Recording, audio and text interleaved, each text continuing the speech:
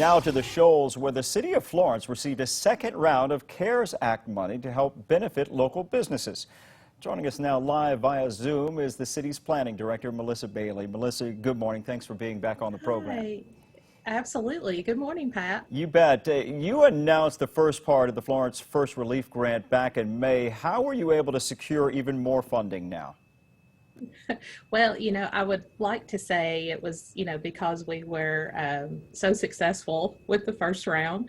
The best we can tell is that we did obviously do a great job with the first round, but there was a second and third round of COVID relief funds that came out of Washington through the Department of HUD.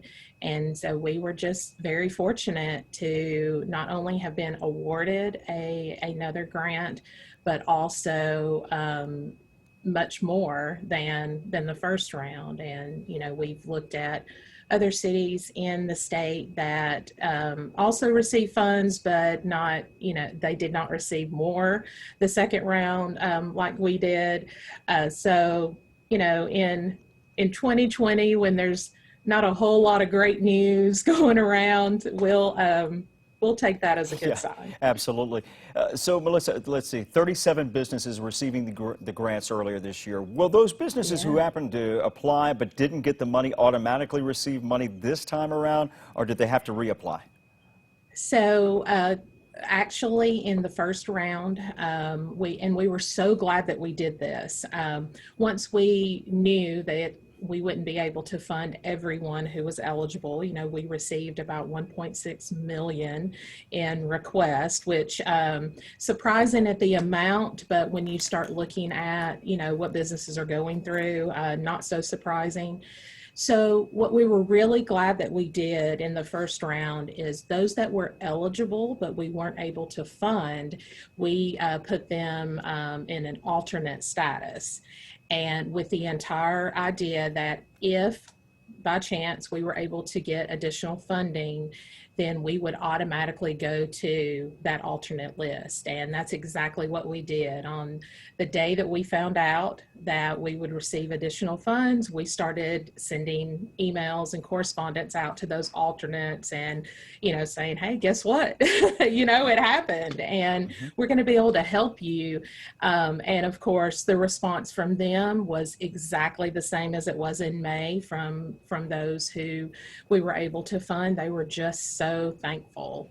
Absolutely, and we can understand that. What about new applications, businesses that want to apply now? Are they still allowed to do that? Yeah, so at this point, we're not going to take any new applications simply because we do want to honor our word with those who were alternate status and, see how far we can get.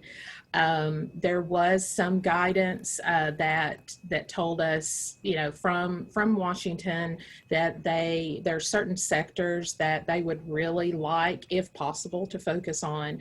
So we want to fund those alternates, see what we have remaining, and then determine how we want to, if we do have funds remaining, how we want to use those. We definitely want to continue the small business program. That is not going away. It's just a matter of how we proceed, with any additional funding we may have.